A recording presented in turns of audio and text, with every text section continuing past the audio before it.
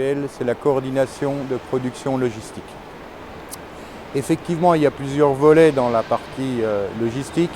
Il y a la partie qu'on appelle amont, qui est toute la réception des pièces au travers des multiples petits camions que vous avez pu voir et des pièces qui sont à côté de nous. Ensuite, toute une partie de magasinage et de distribution sur les lignes. Et ensuite, une fois la voiture terminée, elle est expédiée vers le concessionnaire. En termes de personnel, la CPL compte actuellement un peu plus de 900 personnes. Donc une pièce qui arrive à nos magasins, à nos portes de magasins sur nos quais, elle est rangée dans ce qu'on appelle un cross-dock. Ce sont des fils horodatés par créneau de 2 heures. Et derrière, vous pouvez compter qu'il reste à peu près l'équivalent d'une demi-journée de production entre ce fameux cross-dock, ce qu'on appelle nos supermarchés, la distribution et le montage sur la ligne de montage. Donc pour ce faire, on a tout un système d'étiquettes qui sont normalisées, qu'on appelle étiquettes EDI. Ce sont des transmissions de données informatiques. Ces étiquettes nous servent à faire nos réceptions. Ensuite, comme vous pouvez le voir autour de nos magasins, de nos supermarchés, chaque travée est repérée, aussi bien de sa référence. Et il existe au niveau de chaque opération des demandes de contrôle entre la demande et la livraison de la pièce réelle. Donc sur le site actuellement, on gère plus de 6000 références qui nous proviennent de 750 fournisseurs différents. C'est ça, oui, on est passé d'un système de flux poussé à un système de flux tiré, comme on dit dans notre jargon. Plus concrètement, c'est-à-dire qu'aujourd'hui, on appelle les pièces dont on aura besoin pour monter la voiture spécifiquement. Et effectivement, comme la problématique de stock qui génère bien évidemment de l'immobilisation financière, mais aussi des mètres carrés, nos flux sont de plus en plus tendus, c'est-à-dire qu'on travaille sur des horizons maximum de 4 jours vis-à-vis de nos fournisseurs. On leur passe un ordre et 4 jours après, la voiture est montée.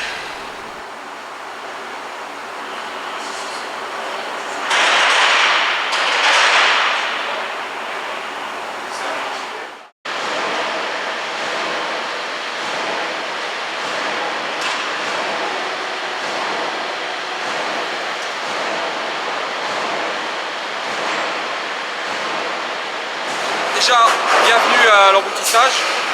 Vous trouvez dans une unité où travaillent 600 personnes.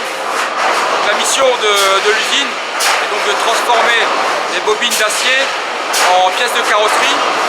Et ces pièces de carrosserie sont livrées sur l'ensemble des sites de PSA. Je peux en citer quelques-uns: Rennes, Sochaux, Poissy, également à l'étranger, Vigo, ou alors à l'international, vers le Brésil, l'Argentine ou éventuellement l'Iran. Donc ces 600 personnes travaillent dans 4 horaires sur 13 installations de presse. En l'occurrence, 8 installations qui transforment des flancs et fabriquent des capots, des volets, des côtés d'habitacle, enfin tous les éléments qui constituent une voiture. Mais vous avez également en amont des trains de découpe qui vont découper les bobines et faire des formats pour pouvoir alimenter ces lignes.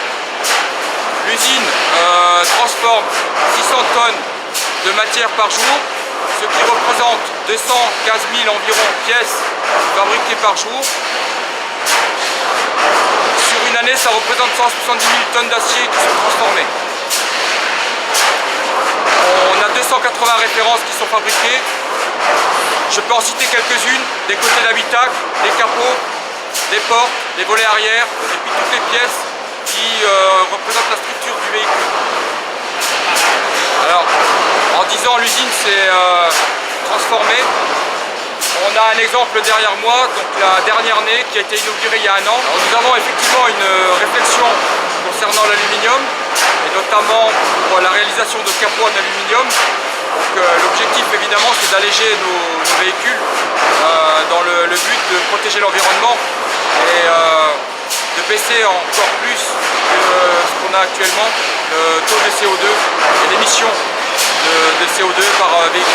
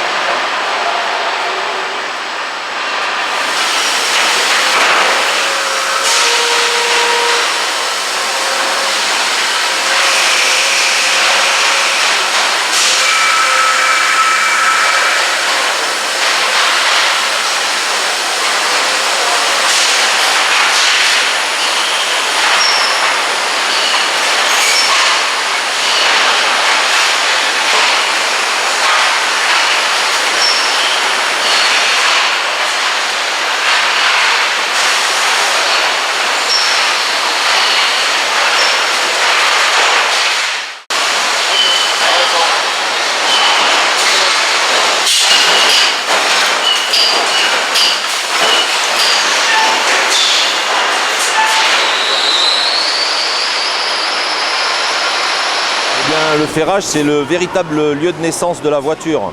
C'est là qu'on assemble les pièces qui viennent de l'emboutissage. On les assemble par plusieurs techniques, soit par soudure, soit par encollage, soit par rivetage, par clinçage et même par soudure laser. Pour assembler simplement deux tôles entre elles, on fait de la soudure électrique, c'est ce qu'on appelle des points de soudure électriques. Donc c'est une pince qui vient avec deux électrodes en cuivre. On envoie du courant dans ces électrodes, ça fait la tôle entre en fusion et est assemblée comme ça. On ne peut pas l'utiliser partout. Il y a des grosses tôles à assembler entre elles, on utilise la soudure à l'arc. Donc là c'est un fil d'ASA qui vient et qui fond sur la tôle, comme une soudure classique, comme vous connaissez une soudure, un cordon de soudure. Ce qui est clinchage, c'est plutôt utilisé dans les parties visibles du client, c'est-à-dire les ouvrants par exemple. Le capot, quand on soulève son capot, on n'aime pas avoir des gros points de soudure, comme on a sous le bas de caisse que le client ne voit jamais. Donc là c'est du clinchage, on pince les tôles entre elles, on les déforme et on les assemble comme ça. Donc l'encollage, évidemment, on encolle toujours dans le cas des ouvrants, on encolle la doublure sur le panneau. Donc on a deux types de colle, une colle de structure et qui assemble les tôles entre elles, et une colle qui est plus mastic et qui sert d'insonorisation, pour pas qu'il y ait de vibration et que ça provoque une gêne chez le client. L'agrafage, ça c'est quand on agrafe par exemple les côtés de caisse sur la caisse, sur la base roulante. C'est un pré-assemblage avant que l'assemblage de la tôle par soudure ou par point de soudure ou par cordon hasard soit effectivement réalisé. C'est vraiment la 205 qui a été produite sur le site de Mulhouse qui a relancé le groupe dans les années 80. Parce que quand le groupe était en grande difficulté, les banquiers sont venus accompagnés de Jacques Calvé et ils sont passés par cette porte pour visiter nos installations au ferrage et voir notre capacité d'outils industriels pour pouvoir produire la 205. Cette porte est restée dénommée la porte des banquiers.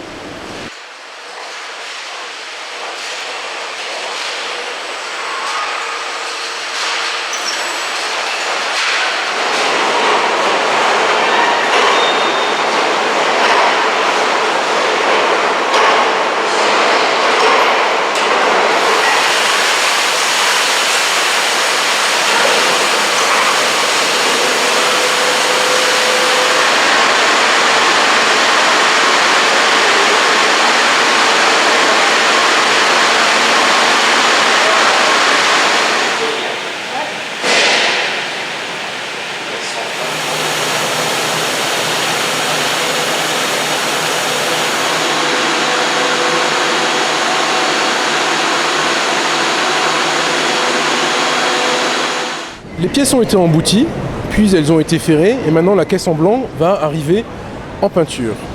En peinture, cette caisse va subir un certain nombre de traitements. Le premier de ces traitements s'appelle le traitement de surface ou TTS. La caisse va subir un certain nombre de procédés chimiques et suite à ce traitement chimique, elle va passer dans la cataphorèse. Dans cette cataphorèse, on va déposer une première couche de peinture par électrodéposition et on va cuire cette caisse dans une étuve. L'étape suivante va être les étanchéités.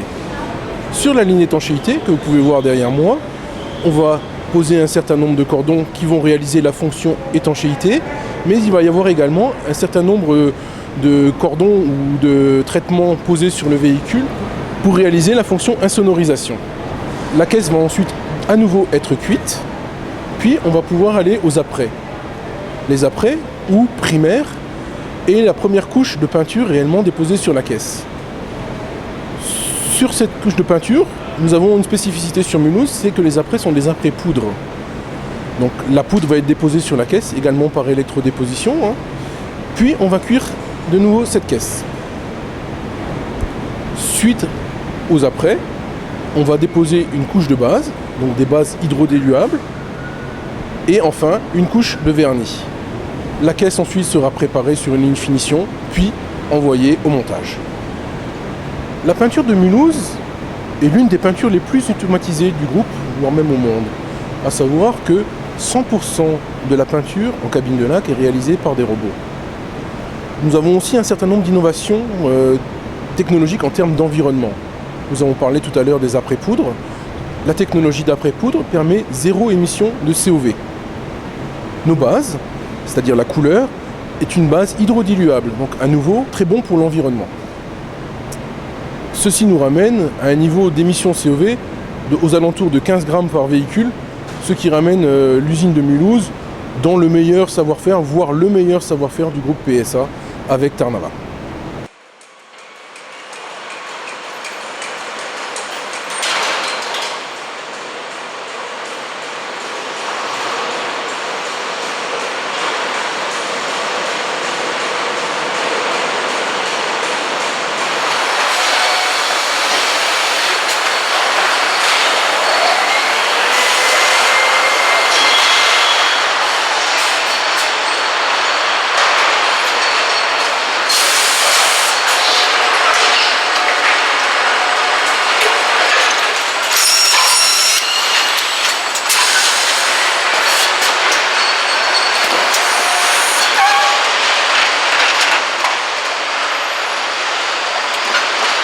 Au montage, on monte les éléments sur la caisse fer et peinte. Donc le principe, c'est que la caisse avance et donc il y a des opérateurs qui montent les pièces sur le véhicule. Quand elle arrive, on lui enlève les portes et ensuite donc la caisse suit le flux que vous voyez défiler derrière. En bout de montage arrive une caisse, une voiture prête à livrer au client. Sachant que nous, notre premier client, c'est QCP, c'est la qualité interne. Donc au montage de Mulhouse, on a 2 lignes de production. La ligne qu'on appelle la ligne 1 qui fabrique la nouvelle C4 et la DS4 et la ligne 2 qui fabrique actuellement la 206 Plus et qui est en plein lancement de la 208. Les constructions du poste sont faites pour que les opérateurs puissent effectuer leurs tâches dans des bonnes conditions ergonomiques. Donc comme vous pouvez le voir sur le côté, ici on est sur ce qu'on appelle les plateaux squelettes. C'est des plateaux qui, en fonction des opérations qu'on a à faire sur le véhicule, sur la caisse, vont monter et descendre pour qu'on puisse faire les opérations dans une posture ergonomique la meilleure possible. Donc en fonction du véhicule, on a entre 1800 et 2000 pièces qui sont montées au montage sur chaque véhicule. On va retrouver des éléments très différents qui constituent la voiture, qui vont être par exemple des pièces mécaniques, comme le moteur, le groupe avant. On va retrouver de la connectique qui vont permettre de faire le lien au niveau électrique ou électronique dans le véhicule. On va avoir les sièges du véhicule, on va avoir la planche de bord, le volant, toutes les garnitures plastiques qu'on peut trouver à l'intérieur et qui habillent la caisse. On va avoir des insonos pour justement tout ce qui est effet acoustique. C'est très rare qu'on sorte exactement le même véhicule tous les jours. Pourquoi? Parce qu'on a une diversité en termes de teintes, de couleurs, on a une diversité en termes d'options, en termes d'intérieur. Donc pour ça, pour que chaque opérateur puisse savoir sur quel véhicule, quelles sont les pièces qu'il doit monter, donc il y a une aide qui s'appelle la fiche net capot, qui définit pour chaque poste ce que l'opérateur, quelle est la référence de pièces que l'opérateur doit monter sur le véhicule. Clairement, on a cette commande qui émane de l'envie ou du besoin des clients et nous, on se doit de livrer nos clients en fonction de leurs exigences.